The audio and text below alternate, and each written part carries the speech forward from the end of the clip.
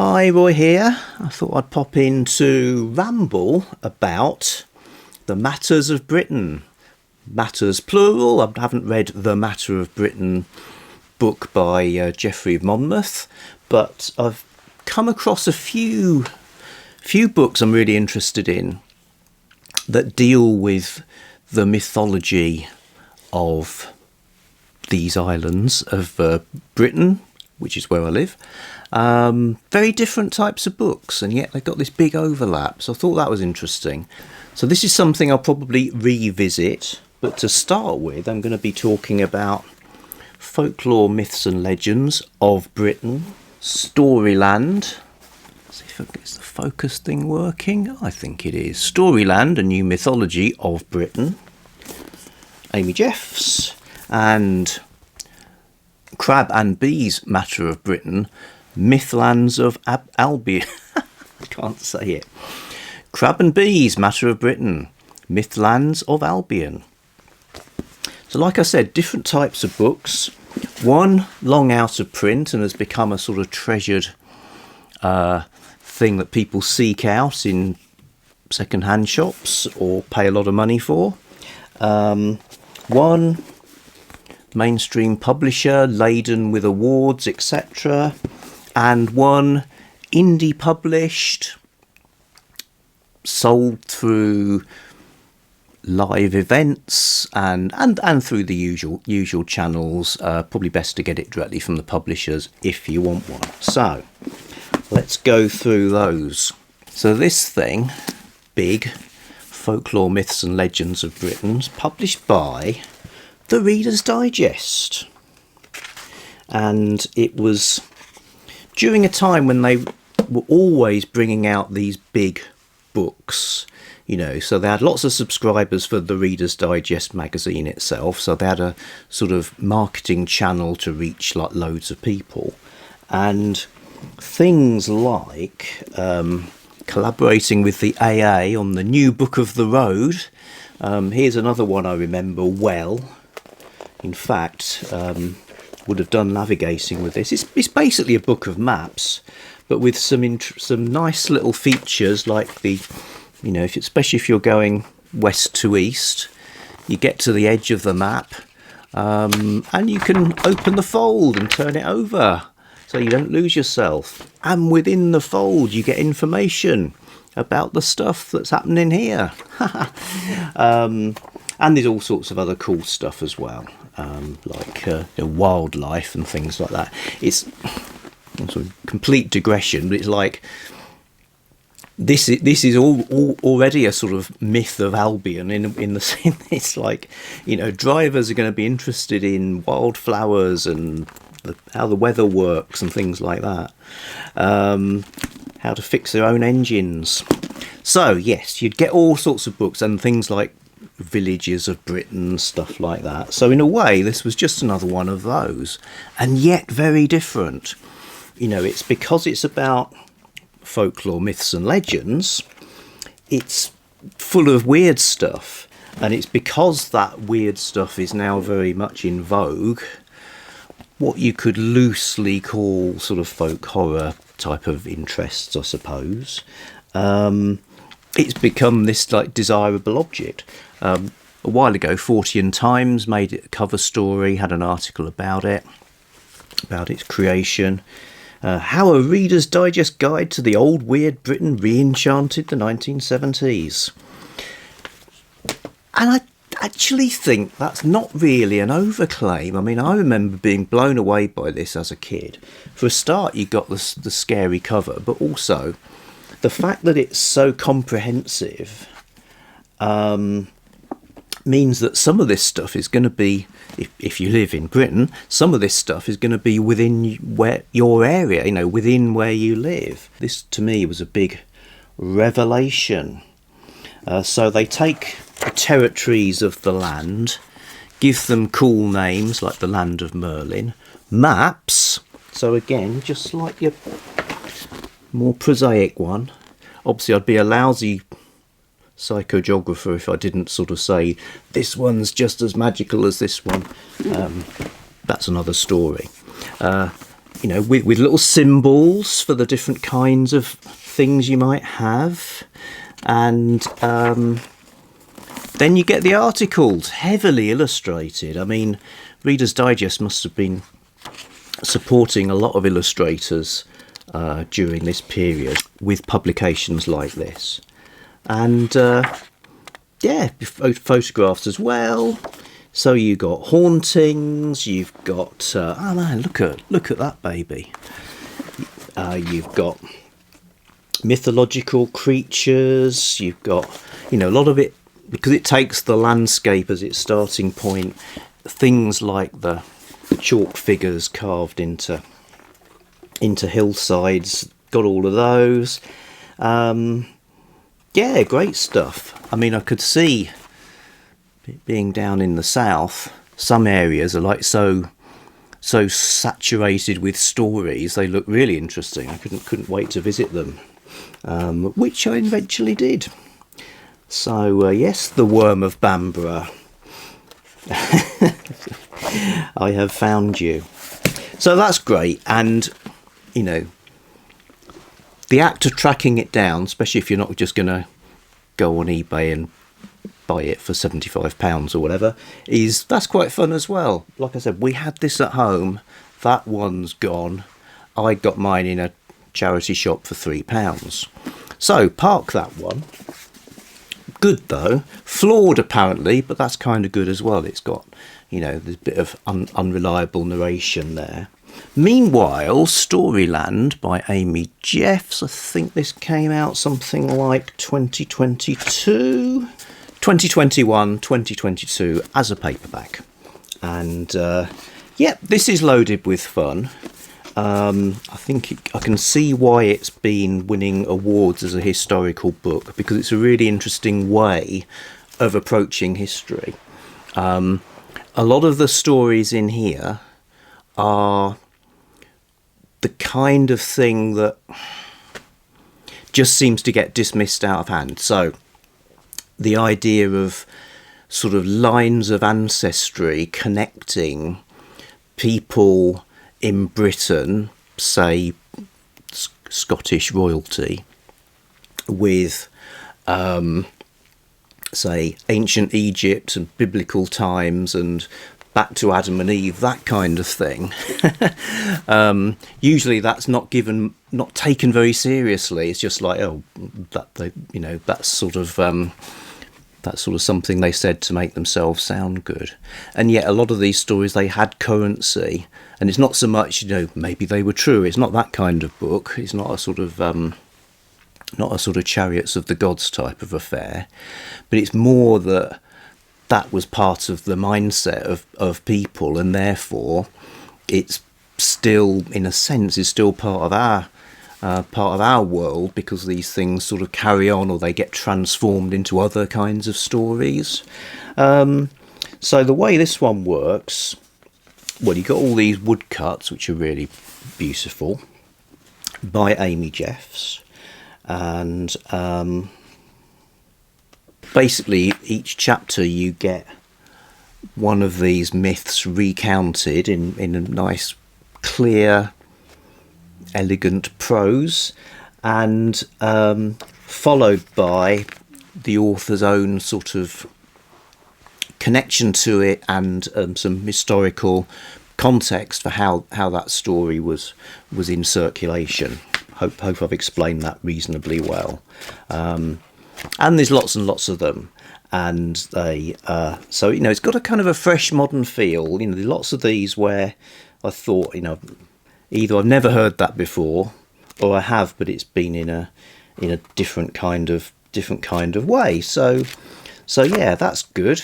And I suppose Crab and Bee's Matter of Britain is, you could say, doing something similar, and yet it is very different, because in here time is a lot more, time is a lot less linear. You know, we're not so much just talking about the old days, we're talking about now as well. So for instance, you get For instance, you get an origin story that reads like this: in the beginning was the end. It was all snakes, nothing was straight. The whole thing was forked from the start, because even then it could not make up its mind about what it should be. It was said that when the world began, that at its centre was the ford at Canley, close to the Coventry, not far from Canley Crematorium. The world began at a ford, it started midstream. What are we in the distant past? Why is it localised to this particular place? We meet Percival, the Arthurian knight, Parsifal, the pure-hearted knight who finds the Holy Grail. And, we're back in the distant past. We've got Merlin, we've got Joshua and Joseph, as they're characterised here, coming to Glastonbury, and they saw Merlin's sword and anvil outside the Temple of Camelot. And there they are, taking rooms at the George and Pilgrim's Inn at the bottom of the High Street. One evening as they dined in the bar, they were approached by a young member of staff. "Excuse me, gentlemen," he nodded to each of the guests in turn. "I notice you have some waters in your rooms, collected, I think, from the red and white wells at the base of the Tor. I wondered if you might like to drink it from this." They laughed, for what the young man produced was a piece of mouldy leather, barely capable of holding a gob of phlegm. So, there's Percival as a lowly member of staff working in the hospitality industry. So everything's mixed and merged. So it's hard to talk about. You kind of need to read it yourselves, really. In common with the Amy Jeffs book, you've got art as well as text. So you got in this case you got all these colour images, which are very great. The word hallucinatory appears a couple of times, I think, in the blurbs. Hallucinatory and hypnotic, grounded and earthy. This is a re-enchantment, that again, of the land, its past, present and future, the dirt beneath its nails, said Dr. Katie Saw. So, good one. I can see that. Crab and Bee have this knack of coming at things out of left field, back to front, bottom up or inside out. On their psychic and physical peregrinations, the familiar becomes fantastic, grotesque, eldritch or wondrous. The fantastic and mythic revealed in the everyday. So, like I said, very different books, both in their sort of way they're produced, way they exist, what they do, and yet they're dealing with the same stuff, the matter of Britain. So, just thought I'd have a quick look at something that appears in all of them and see the differences. So if we let's look at Gog Magog the Giant. Let's look at Gog Magog the Giant.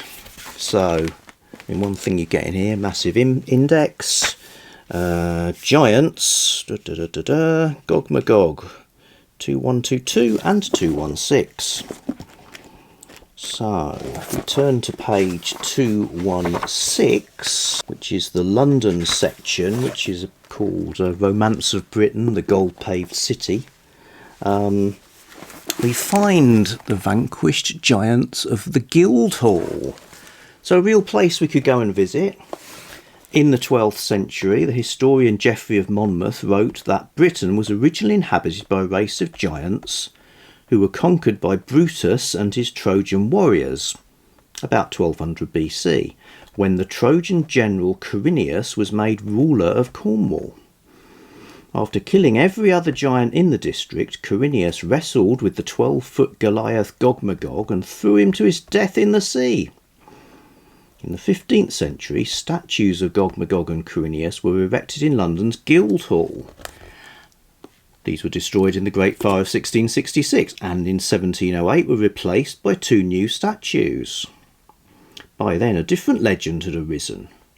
The two figures were now known as Gog and Magog, the last of the British giants. It was said they'd been captured by Brutus and used as servants in his palace, which stood on the present site of the Guildhall. The statues above of Gog and Magog replaced the 18th century figures, which were destroyed when the Guildhall was bombed in 1940. Right, so now we've got these fellas, assuming some disaster hasn't befallen these ones as well. Okay, so that's kind of, you know, here's the physical place, photographs, there's that backstory. In Amy Jeff's Gog Magog brackets Giant, for instance, 19 to 20, Brutus founds Britain. So that's as mentioned in there.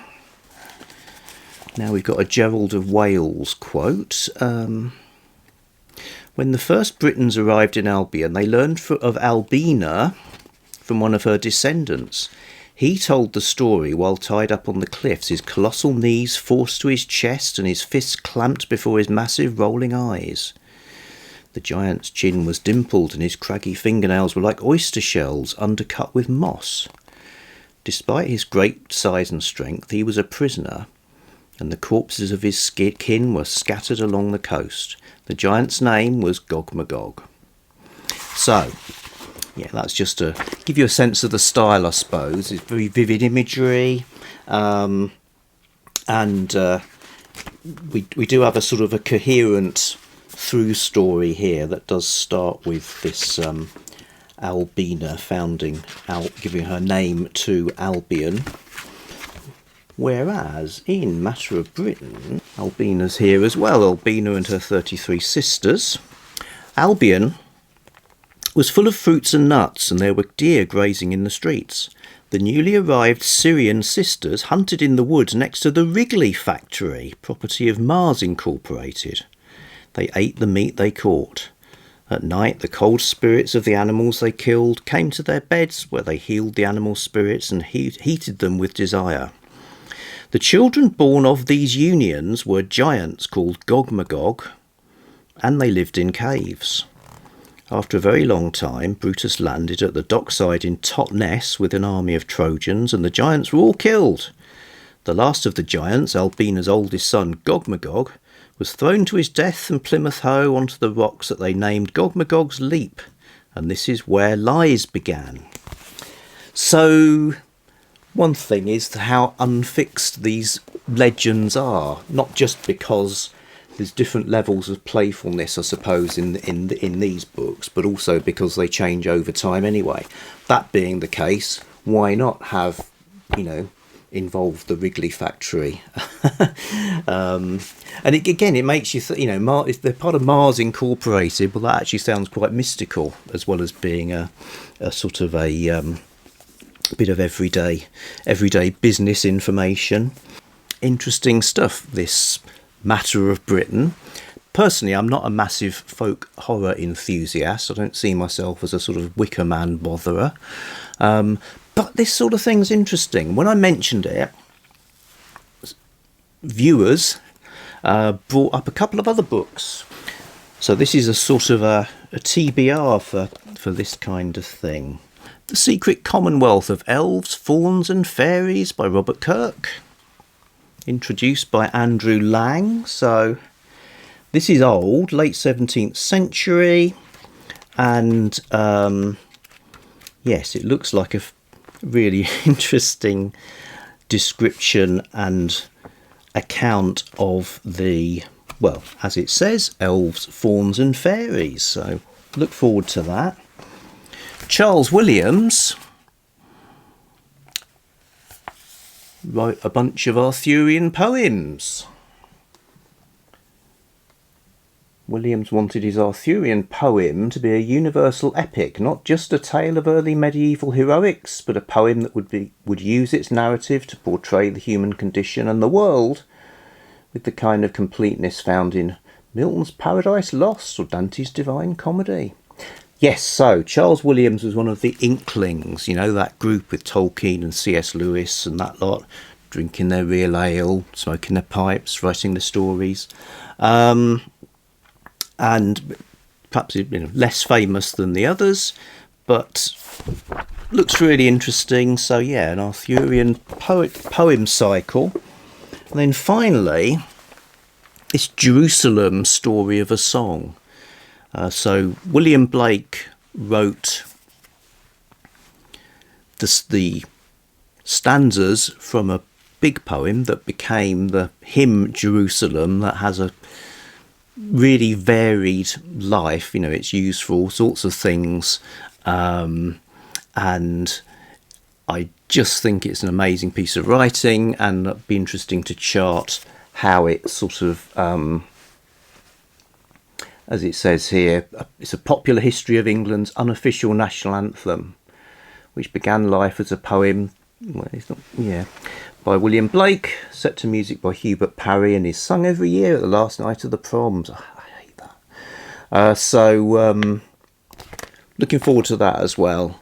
And yeah, getting into William Blake. You know, if you're talking about Albion, William Blake mythologised Albion in a very particular way.